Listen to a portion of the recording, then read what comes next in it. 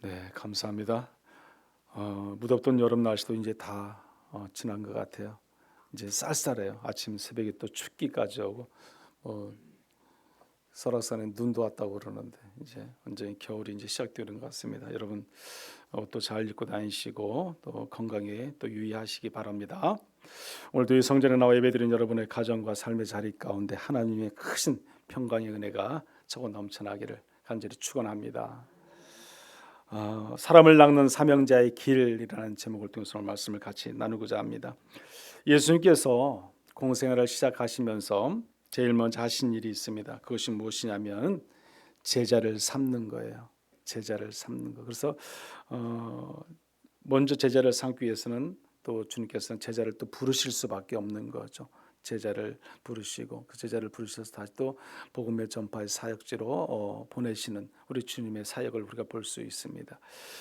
누가복음 5장에 보면 베드로의 배에 이제 올라타신 예수님께서 고기를 잡지 못하는 베드로에게 그물을 배에 이렇게 던지라 이렇게 말씀을 합니다. 누가복음 5장 4절의 말씀인데 이렇게 말씀을 합니다. 우리 말씀 한번 같이 읽어볼까요? 말씀을 마치시고 시몬에게 이르시되 깊은 데로 가서 그물을 내려 고기를 잡으라. 아멘. 밤새도록 고기를 잡았지만 고기 한 마리 잡지 못하는 베드로였습니다. 또 많은 또 다른 또 베드로와 같이 동료들이었죠. 그것을 보신 예수님께서는 깊은 데에 가서 그물을 던지라고 말씀합니다. 깊은 데에 그물을 던졌을 때 많은 고기들이 잡혔다고 그랬습니다. 그들이 들고자 해도 다 들을 수 없을 정도로 그렇게 많은 고기가 그물에 걸렸던 것을 우리가 알 수 있습니다. 이것이 어떻게 보면 예수님의 이제 공생의 첫 이제 시작인데 주님께서는 제자들을 부르심으로 시작하는 공생애를 이렇게 볼 수 있습니다. 그런데 이렇게 제자를 부르신 사건이 예수님의 공생애의 딱 첫 시작 초기에만 나타난 것이 아니라는 것입니다. 우리 예수님께서 우리를 위해 십자가를 달려 돌아가셨잖아요. 주님께서 십자가를 달려 돌아가신 후에 다시 부활하셨어요. 부활하신 주님께서는 또 이제 이 땅에서 40일 동안 계시게 되는데 그때 다시 또 어떻게 됐습니까? 주님의 제자들은 주님께서 돌아가시고 난 후에 다 자기들의 고향으로 돌아갔잖아요. 그들의 고향에 돌아갔을 때 베드로를 비롯해서 모든 제자들이 뭘 하고 있습니까? 다시 어부 생활을 하는 거예요. 다시 주님이 계시지 아니니까 그들은 다시 옛 고향으로 돌아가서 자기들이 하던 그대로 또 어부 생활을 하는 겁니다. 또 주님은 그곳에 다시 또 찾아가십니다. 찾아가서 다시 재차 그들을 부르시는 주님을 볼 수 있습니다. 우리 주님께서는 다시 베드로를 찾아갑니다. 그 요한복음 2장 21장 6절에 보면 이렇게 말씀을 해요. 같이 한번 읽어볼까요? 이르시되 그물을 배 오른편에 던지라 그리하면 잡으리라 하시니 이에 던졌더니 물고기가 많아 그물을 들 수 없더라. 아멘. 그때 시몬 베드로가 주님이심을 먼 곳에서 알게 됩니다. 보게 되니까 베드로는 배에서 옷을 고쳐 입고 배에서 뛰어내려서 주님을 맞이하게 되는 것을 우리가 볼 수 있습니다. 예수님은 베드로에게 묻습니다. 내가 이 사람들보다 나를 더 사랑하느냐 묻습니다. 요한 아들 시몬아 내가 나를 사랑하느냐. 요한 아들 시몬아 내가 나를 사랑하느냐. 내 양을 먹이라 말씀합니다.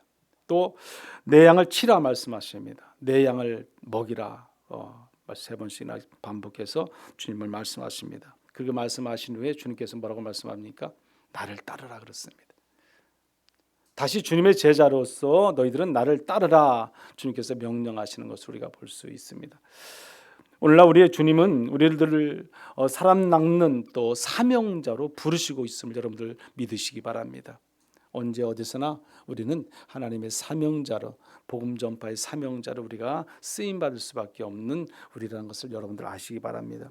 복음서의 기록을 보면 이 땅에서 예수님의 생애는 제자를 부르심이 어떻게 보면 핵심임을 우리가 본문을 통해서도 알 수 있고 성경을 통해서 알 수 있습니다. 그런데 제자를 부르심 속에서 예수님이 요구되어지는 것이 있습니다. 그것이 바로 뭐예요? 사명자라는 거죠. 사명자. 하나님의 일꾼으로 쓰임 받는 데 있어서 우리는 사명자로 하나님께서 우리를 부르셨고 또 그 쓰임을 받아야 한다는 것이에요. 그럼 사명자라는 것은 무엇이겠습니까?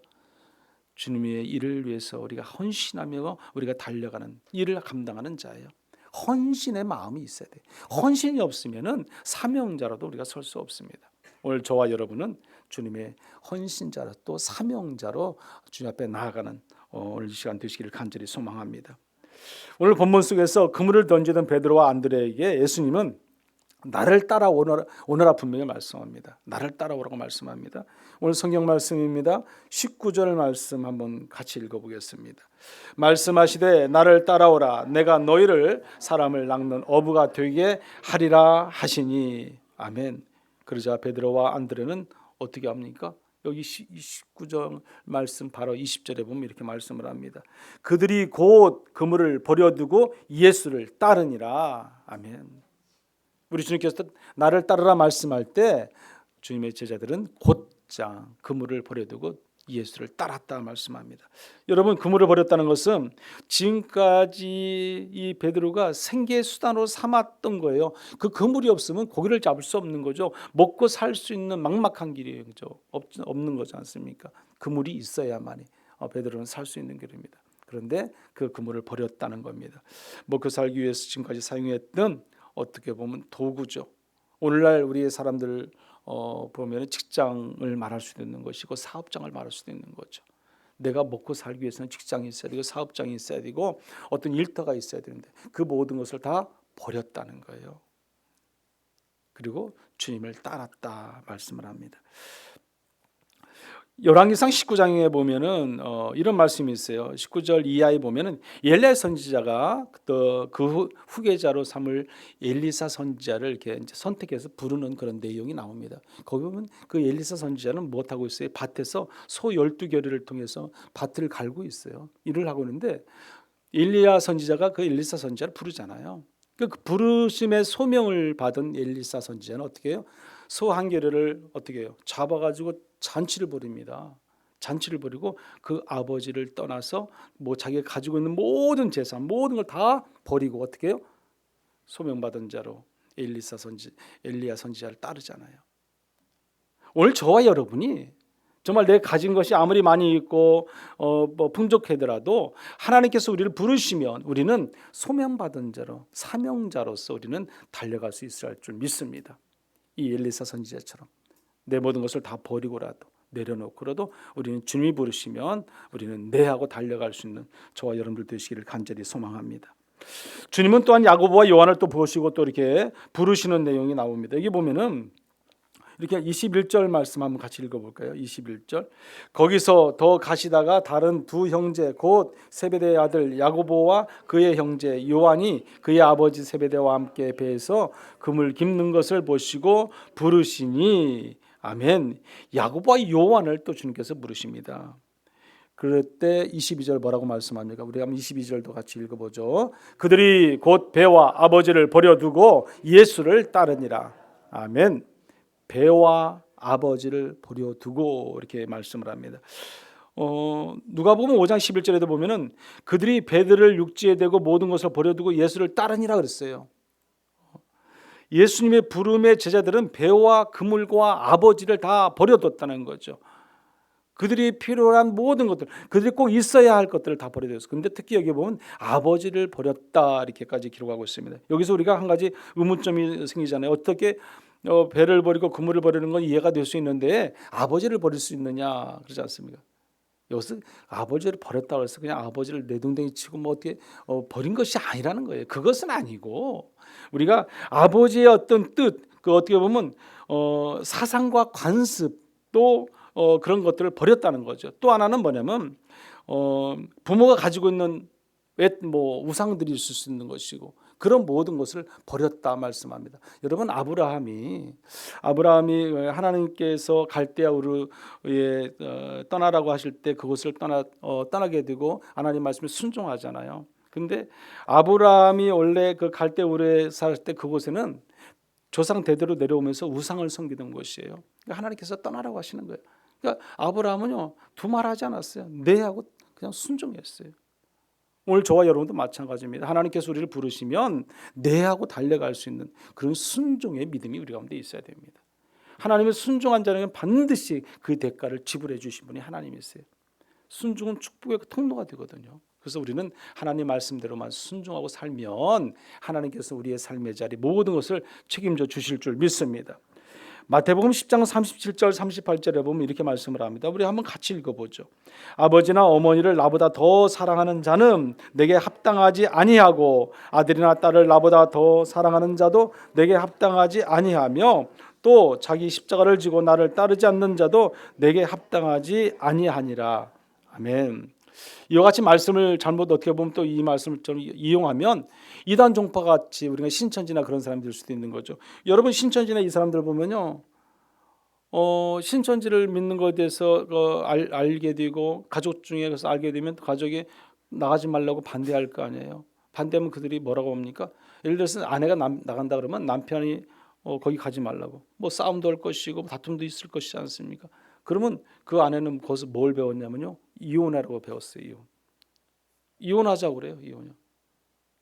그리고 이혼하자고 해서 이혼도 안 된다 그러면요, 한 가지 또 한 방법이 있어요. 그게 뭔지 아세요? 나가는 거예요. 집을 나갑니다. 집을 나가요. 아내뿐만이 아니라 젊은 청년들을 또 다 거기서는요 나오라고 그래요. 집에서 나오라고 그래요. 집에서 뭐라고 하지 않냐면 계속 집에 있는데 집에서 막 그 신천지 가는 거에 대해서 막 구박하고 못 나가게 하고 막 여러 가지 그런 다툼이 있으면 집을 나오라고 그래요. 그리고 혹시나 집에서 부모들이 뭐 그런 청년들이나 그런 사람들을 뭐 구타하고 그랬다면 그 신고하라고 그래요. 경찰에 신고해서.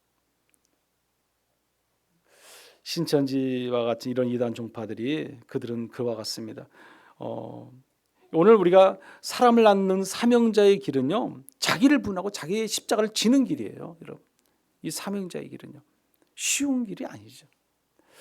예수님의 제자들에게 자기를 부인하라고 하였습니다. 마태복음 16장 24절에 보면 이렇게 말씀을 합니다. 한번 같이 읽어보죠.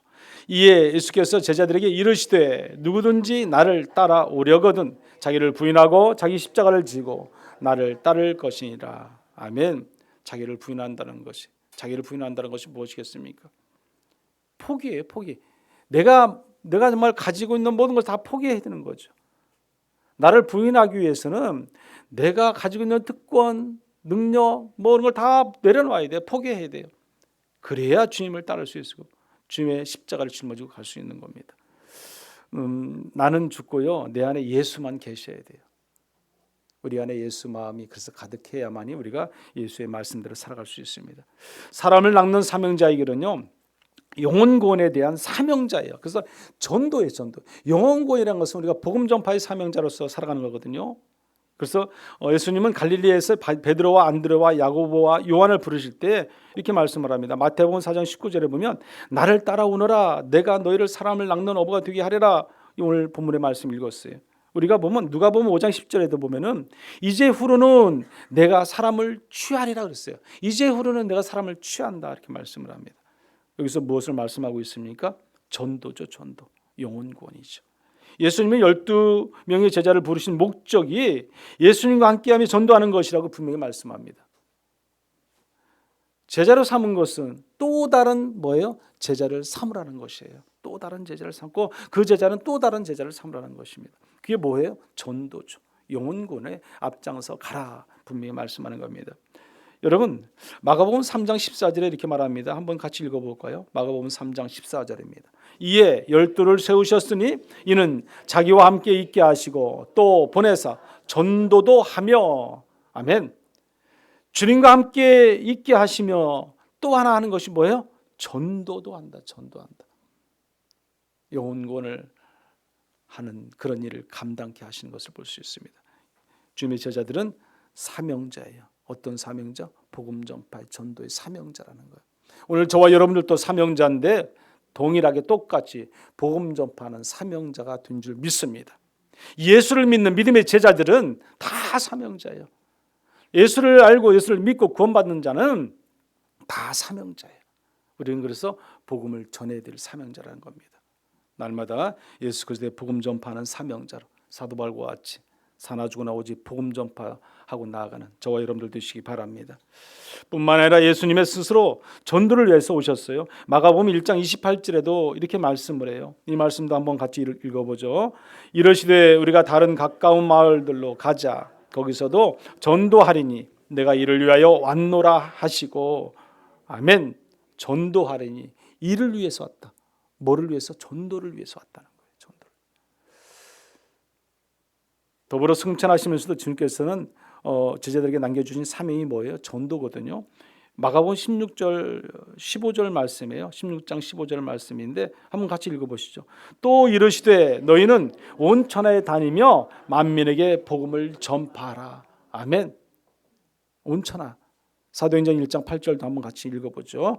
오직 성령이 너에게 임하시면 너희가 권능을 받고 예루살렘과 온 유다와 사마리아와 땅끝까지 이르러 내 증인이 되리라 하시니라. 아멘. 여러분, 우리가 가야 할 곳은 땅끝이에요. 그 땅끝은 늘 제가 말씀드리지만 우리가 뭐 저 아프리카나 오지 뭐 아마존 강 그런 오지가 아니잖아요.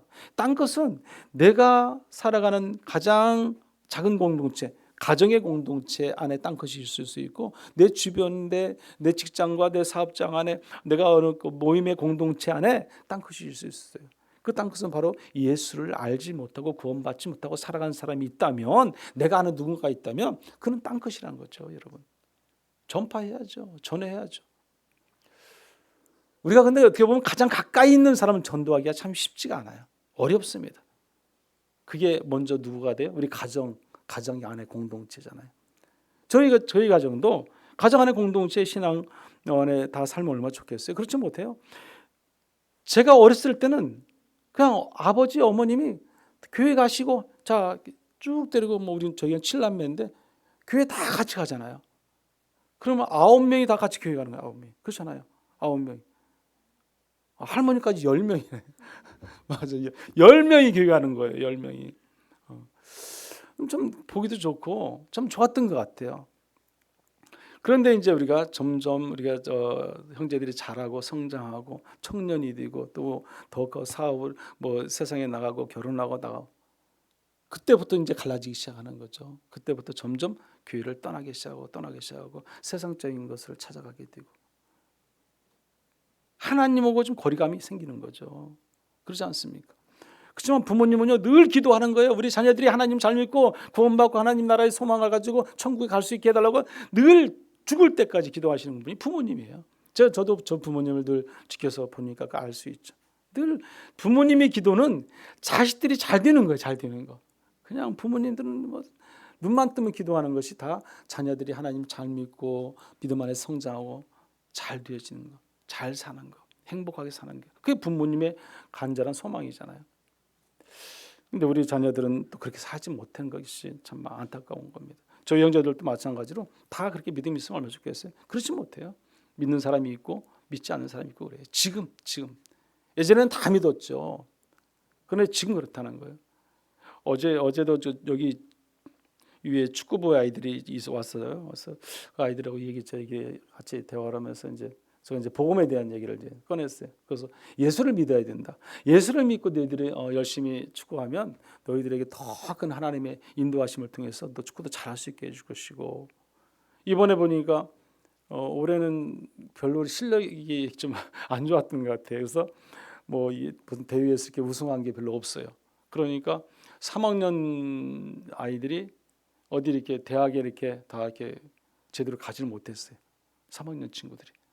주장이 김정우라는 친구인데 그 주장도 마찬가지로 그렇고 모든 3학년들이 이제 그 어떤 대회에 나가서 그래도 국내 대회라든지 이 대회에 나가서 뭐 뭔가를 우승을 하든지 아니면은 뭐 3등 안에 들든지 뭐 그런 게 있어야 이 체육하는 친구들은 그 대학교에서도 이렇게 섭외해가고 뽑아가고 막 그러거든요. 그러니까 그런 게 없으니까 뽑아가질 않는 거죠. 한 3, 4년 전에는 그래도 여기 뭐 대회 나가서 우승도 하고 그랬어요. 우리나라 전체. 그러니까 좀 잘하는 편이에요. 계명고 애들이 못하지는 않습니다. 잘하는 축에 속하는데, 근데 올해는 뭐 아무도 없으니까 3학년들은 갈 대학이 없는 거죠. 그러나 뭐 가지 못하는 건 아니에요. 이 서울이나 이런 데는 못 갈 뿐이지, 뭐 연대, 고대 이런 데는 못 갈 뿐이지, 지방대는 뭐 어서 오라고 하죠. 어디든지 지방대 축구부 있는 데는 다 갑니다. 그런데 이제 2학년, 3학년, 1학년 애들 있잖아요. 그래서 3학년 애들은 그렇다 치고 이제 올해는 뭐 거의 다 끝났잖아요. 그 2학년, 1학년 친구들 제가 같이 이제 얘기를 하면서 이제 같이 많이 얘기를 나눴어요. 하나님을 알아야 되고 하나님을 믿으면 하나님을 의지하면 네가 못하던 것까지 더 하나님 도와주셔서 더 잘할 수 있다. 어차피 축구하는 거 프로팀에도 들어가야 되고 네가 최선을 다해서 네가 잘해야지. 네 부모님들 너희 뒷바라지하고 그런 것들을 너 부모님이 얼마나 고생하는데 그것을 네가 나중에 열심히 해서 축구를 잘함을 통해서 부모님에게도 효도할 수 있는 그런 게 돼야지. 같이 이게 신앙생활에 대한 얘기도 하면서 말씀을 같이 나눴습니다. 그래서 내가 글쎄요, 이 숙소를 일로 옮겼더라고요. 다시 어제 옮겼어요. 어제 여기 저 옆에 사가지고 숙소를 옮겨서 이제 이쪽으로 이제 다 왔죠. 저 멀리 있다가 그래서 자주 이렇게 들려라. 그래서 내가 그랬어요. 내가 이제 그 숙소도 한 번씩 내가 간다고 그랬어요. 가서 전도하려고요. 물론 그 아이도 여기 살지는 않지만 여기 숙소에서 일단은 뭐 사니까 가서 복음을 전해야겠다. 그래서 그런 마음을 제가 가졌습니다. 그래서 그런 얘기도 어제 같이 이렇게 나누기도 했는데 우리가 복음을 전하는 데 있어서는 우리가 정말 최선을 다해서 어떻게든지 그들이 하나님을 알고 믿고 살아갈 수 있도록 우리가 전할 수 있는 저와 여러분이 되어야 할 줄 믿습니다. 바울이 이렇게 고백을 했어요. 디모데후서 4장 2절에 보면은 너는 말씀을 전파하라. 때를 얻든지 못 얻든지 항상 힘쓰라. 범사에 오래 참음과 가르침으로 경책하며 경계하며 권하라. 아멘. 복음을 전파하는데 때를 얻든지 못 얻든지 항상 전파하라. 항상. 뭐 오늘은 안전해야 되고 내일은 안전해야 되고 아니라 항상 틈나는 데 전하는 거죠. 여러분, 내가 가장 가까운 그 땅 끝을 놓고 우리는 눈물로 기도해야 돼요. 그거밖에 없어요. 여러분, 내가 할 수 있는 건 최선을 다해 몸부림치면서라도 기도하고 나가야죠. 그래야 그 땅 끝이 언젠간 복음의 전파됨을 통해서 하나님을 알게 되고 구원받게 되죠. 내 가정부터 또 내 주변과 이웃과 내 가장 가까운 곳에서. 여러분, 멀리 있는 곳에 일단 뭐 전도하려고 먼저 하지 마세요. 가장 가까이 있는 곳에 그 땅끝을 먼저 찾으세요. 그 가운데 놀라운 그리스도의 복음의 역사함이 일어나게 되면요, 놀랍게 하나님을 만나고 되고 또 구원받는 역사가 일어날 줄 믿습니다. 그러면 우리가 해야 할 사명이 무엇인가요? 가장 먼저 해야 할 사명은 바로 전도에 대한 사명이라는 거예요. 전도에 대한 사명. 전도에 대해서 오늘날도 우리 현실은 얼마나 힘들고 어렵습니까? 전도가요 예전 같지 않아요. 특별히보나 뭐 여러 가지 코로나라든지 그런 사건이 터지고 난 후에는 더욱더 우리가 전도가 어렵습니다. 뭐 그건 다 인정하는 거고 또 많은 또 크리스찬들이 많이 또 하나님을 떠나게 되고 매년 뭐 조금씩 줄어드는 그런 현실이 오늘날 우리 현실이잖아요. 그렇다고 해서 우리 자녀들이 많이 막 있어서 자녀들이 다음 세대의 미래가 되어가지고 그냥 그들을 바라보면서 교회가 이렇게 열심히 신앙생활하고 또 그런 시대가 또 아니잖아요. 그러면 우리가 어떻게 해야 되겠느냐? 우리가 정말 전도할 수밖에 없어요. 믿지 않는 사람들을 주변으로 인도할 수밖에 없다는 거죠. 하나님을 떠난 자들을 돌아오게 할 수밖에 없다는 거죠. 그런 신앙, 그런 믿음이 우리 가운데 있어야 할 줄 믿습니다. 또 하나의 사명자의 길은요, 우리가 이 기도에 대한 사명자의 길을 가야 돼. 우리가 기도하지 아니하고는 우리가 전도할 수도 없기 때문에 그렇습니다. 여러분, 요즘 현실에 전도하는 것에 대해 두려움이 있고 귀찮아서 또 여러 가지 핑계로 우리가 전도하지 않을 수 있습니다. 그러나 가장 먼저 하지 않는 이유 중에 하나가 뭐냐면 기도하지 않기 때문에. 여러분, 기도하고 전도로 나가야지. 기도하고 하나님을 찾고 기도하고 전도의 발걸음을 옮기게 되면 하나님께서 우리를 도우시는 거예요. 인도해 주신다니까요. 근데 기도도 하지 않고 우리는 전도하러 뭐 간다든지 기도하지 않고 우리가 준비되지 못한 어떤 발걸음 옮긴다면 그 발걸음은 거의 실패할 경우가 많다는 것입니다. 예수님은 공생애를 시작하기 전에 먼저 광야에 가서 어때요? 40일 동안 금식 기도했어요, 여러분. 그러고 나서 오셔서 마귀에게서 또 시험까지 받으시고 어때요? 그러고 나서 다 이기고 승리하시고 복음 전파의 사역을 감당했던 분이 공생애를 감당했던 분이 예수님이세요.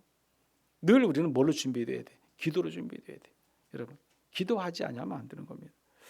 여러분, 마가복음 1장에 보면요, 예수님께서 병자를 고치시고 귀신 들린 자를 내쫓으신 난 후에 무엇을 하셨냐면 마가복음 1장 35절에 이렇게 말합니다. 같이 한번 읽어보죠. 새벽 아직도 밝기 전에 예수께서 일어나 나가 한적한 곳으로 가사 거기서 기도하시더니, 아멘. 기도하셨다. 한적한 곳을 찾으시는 예수님. 여러분, 오병이어에 의해 놀란 기적의 역사를 일으키시잖아요. 얼마나 힘들고 피곤하시겠어요, 여러분. 육신의 몸을 입고 계신 예수님이시잖아요. 제자들을 먼저 저희들을 이 바다 건너 강 건너 가 있어라 먼저 보내잖아요. 그리고 주님께서는 마무리 정리하시고 또 뭐 하셨어요? 기도하러 가셨어요. 여러분 마가복음 6장 46절에 보면 무리를 작별하신 후에 그랬어요. 기도하러 어디로? 산으로 가시더라 그랬어요. 오병이어의 그 기적과 은혜를 베푸시고 나누시고 나서 무리와 작별을 한 후에 산에 가서 또 뭐 했다? 기도하셨다. 누가복음 18장 1절에 보면 이렇게 말씀을 합니다. 우리 한번 같이 읽어볼까요? 예수께서 그들에게 항상 기도하고 낙심하지 말아야 할 것을 비유로 말씀하여 그랬어요. 우리가 기도하고 항상 낙심하지 말아야 할 것에 대해서 누가복음 18장에 말씀합니다. 이 누가복음 18장은 여러분도 잘 아시는 말씀인데 한 재판장에 나와요. 그 재판장에 나오는데 그 재판장에 나오는 그곳에 또 한 과부가 있어요. 과부는 그 남편의 억울함을 풀어달라고 그 재판장에 찾아가는 거예요. 매일매일 찾아갑니다. 남편의 이 억울함을 원수를 갖게 해달라고. 근데 재판장이요, 귀찮잖아요. 얼마나 귀찮아요. 그러니까 매일매일 찾아오니까 그 재판장이 귀찮아서라도, 아니 번거로워서라도 내가 이 여인의 소원을 뭐예요? 들어주겠다는 거예요. 들어주겠다는 거예요. 아무리 악랄한 재판관이라도요, 매일매일 찾아와서 한번 귀찮게 해보세요. 그러면 그거 안 들어주겠어요? 귀찮으니까 빨리 들어주고 저리 가라고 그럴 거 아니겠습니까? 근데 하물며 우리가 예수님께 간절한 마음으로 부르짖고 기도하고 나가며 우리가 영혼권을 위해서, 내가 내 가정에 누구를 위해서, 내 주변과 이웃의 친구를 위해서, 땅끝을 위해서 내가 달려갈 때 하나님께서 우리의 기도를 안 들어주시겠느냐 이거예요. 안 들어주시겠느냐. 여러분, 우리가 간절히 기도하면 우리 하나님께서 우리의 기도를 들어주시는 하나님이십니다. 누가복음 18장 7절에 보면 이렇게 말씀을 합니다. 한번 같이 읽어보죠. 하물며 하나님께서 그 밤낮 부르짖는 택하신 자들의 원한을 풀어주지 아니하시겠느냐, 그들에게 오래 참으시겠느냐. 아멘. 그렇습니다, 여러분. 매일매일 찾아와서 번거롭게 하고 그 재판장 앞에 나오면 그것이 정말 귀찮아서라도 그 여인의 기도를 들어주신다는 겁니다. 간절함이에요, 여러분. 간절함. 몸부림이라는 거죠. 눈물로 기도하고 하나님께 나아가면 이것이 이루어지게 되어 있다는 거예요. 이루어지게 되어 있다는 겁니다. 여러분, 그런 간절한 마음으로 우리가 기도하고 나아가는 저와 여러분들 되시기를 간절히 축원합니다. 이렇게 전도와 기도에 헌신할 때 우리에게 주시는 유익이 무엇이겠어요? 가장 큰 유익은 우리가 영적으로 건강해집니다. 그리고 우리가 축복을 받게 되어 있어요. 반드시 그에 대한 상급이 우리에게 주어지게 되어 있다는 것입니다. 더불어 성경이 이렇게 말합니다. 마태복음 19장 29절의 말씀인데 우리 한번 같이 읽어보죠. 또 내 이름을 위하여 집이나 형제나 자매나 부모나 자식이나 전토를 벌인 자마다 여러 배를 받고 또 영생을 상속하리라. 아멘. 여러분 보세요. 내 이름을 위하여 집이나 형제나 자매나 부모나 자식이나 전토를 벌인 자마다 주를 위해서, 복음을 위해서 일하는 그런 자마다 여러 배의 를 받고 또 영생을 상속한다 말씀합니다. 마가복음 10장에도 이렇게 말해요. 100배 받되 핍박을 겸하여 받는다고 해요. 그리고 내세의 영생을 받지 못할 자가 없다고 말씀합니다. 없다고. 100배의 축복이 있습니다. 이번 다니엘 기도회를 통해서 우리는 간절함으로 기도하기를 원합니다. 이제 얼마 남지 않은데 이번 주부터 우리가 간절함으로 기도하십시오. 이 기간이 원래 다니엘 기간은 21일이잖아요. 근데 우리가 셋째 주에 추수감사주일 때 우리가 그냥 새생명 전도 축제를 하고자 하는데 우리가 열심히 기도하는데, 그러니까 이번 주부터 기도하십시오. 계속 꾸준히 기도해서 여러분 한 달도 채 되지 않아요. 29일 정도 되나 그래요. 여러분 그 기간 동안 열심히 기도하고 또 열심히 뭐를 해요? 전도하는 거죠. 기도와 전도를 병행하는 거죠. 여러분이 생각하는 그 땅끝이 있잖아요, 여러분. 늘 내가 가슴 아리면서 늘 기도하고 눈물로 기도하는 땅끝이 있잖아요. 기도하세요, 여러분. 이번 다니엘 기도를 통해서 기적의 역사가 일어날 것이고 또 전도의 역사가 일어날 줄 믿습니다. 간절한 마음으로 기도하셔서 저희 교회가 더 성장하고 그로 인해서 또 하나님께 영광 돌릴 수 있는 그런 은혜의 시간들이 되기를 바랍니다. 우리가 간절함으로 몸부림을 치고 기도하며 나가면 반드시 우리 기도를 들어주실 줄 믿습니다. 사랑하는 여러분, 주님께서 오늘 저와 여러분들을 반드시 부르십니다. 우리는 그에 응답할 수 있어야 됩니다. 달려갈 수 있어야 됩니다. 사람을 나누는 사명자로 우리는 부르시는 하나님의 그 음성에 귀 기울이시고 여러분 사도 바울처럼 우리가 눈만 뜨면 복음 전파의 사역자로, 사명자로 우리가 나아가서 이번 새생명 축제에 꼭 영혼군에 달려갈 수 있는, 그래서 우리 교회가 더 성장하고 교회가 더욱더 기쁨이 있고 감사가 있고 은혜가 있는 그런 축복된 교회가 되기를 간절히 축원합니다. 이 시간 같이 한번 우리 기도하겠습니다. 오늘도 주님의 우리를 부르십니다. 그 부르심에 우리가 순종하게 해달라고 기도하십시오. 사람을 낚는 영혼군의 사명자로 살아가게 해달라고 기도하시고, 단일기도 기간에 정말 전도 대상자를 찾고 그 땅끝을 향해서 정말 끊임없이 기도하고 전도에 나갈 수 있는 저희들 되게 해달라고 기도하십시오. 새생명 전도 축제를 통해서 교회가 더욱더 성장하게 해달라고, 하나님 은혜가 넘치는 그런 교회가 되게 해달라고 같이 기도하겠습니다. 우리 주여 한번 기도합니다. 주여, 고마우신 하나님 아버지 감사합니다. 우리 맘된 교회 예수 마음전학교를 하나님이 사랑하시는 줄 믿습니다. 하나님 아버지, 오늘 또 주님의 은혜 가운데 저희들을 붙잡아 주시고 이렇게 성전을 불러주셔서 하나님의 전에 나와서 하나님께 기도하며 나갈 수 있도록 인도하신 것 감사합니다. 주님의 부르심에 늘 응답할 수 있는 저희들 되기를 원합니다. 늘 하나님을 찬양하며 겸손하게 살아가기를 원합니다. 하나님 말씀하시면 순종하기를 원합니다. 주의 말씀을 따라서 사람을 낚는 영혼군에 앞장서가는 그런 사명자로 우리가 살아갈 수 있도록 인도하여 주시옵소서. 이번 다니엘 기도 기간을 통해서 우리가 더 기도하기를 쉬지 않기를 원합니다. 기도의 끈을 놓지 않게 하여 주시고 기도하며 전도할 수 있는, 영혼군할 수 있는, 우리의 땅끝을 찾아갈 수 있는 우리 모두 될 수 있도록 은혜의 은혜를 더해 주시고, 이번 새생명 축제에 원교회 성도들이 같이 동참할 수 있도록 기도와 은혜로 덧입혀 주시옵소서. 우리의 간절함을, 우리의 몸부림을 하나님 받으시고 우리가 최선을 다해서 영혼의 앞장을 서갈 수 있는 믿음 있는 성도들 다 될 수 있도록 은혜의 은혜를 더해 주시옵소서. 이 몸된 전을 기억해 주시옵소서. 고마우신 하나님 아버지 감사합니다. 저희를 날마다 부르셔서 주의 귀한 아버지 하나님, 사람을 낚는 사명자로 삼아주신 것 감사를 드립니다. 하나님, 주님의 제자로서 우리가 쓰임받을 수 있도록 우리에게 복음의 진리의 말씀을 바로 전하는 전달자의 사명을 잘 감당할 수 있는 능력 있는 성도들 다 되도록 하나님 인도하여 주시옵소서. 간절함이 있게 하여 주시고 몸부림치는 눈물의 기도가 있게 하여 주시옵소서. 이번 다니엘 기도를 통해서 영혼군에 더 앞장서 할 수 있게 해주시고 우리의 땅끝을 찾아가는 그런 귀한 역사가, 기적의 은혜가 일어나게 도와 주시옵소서. 예수님의 이름으로 기도드리옵나이다. 아멘.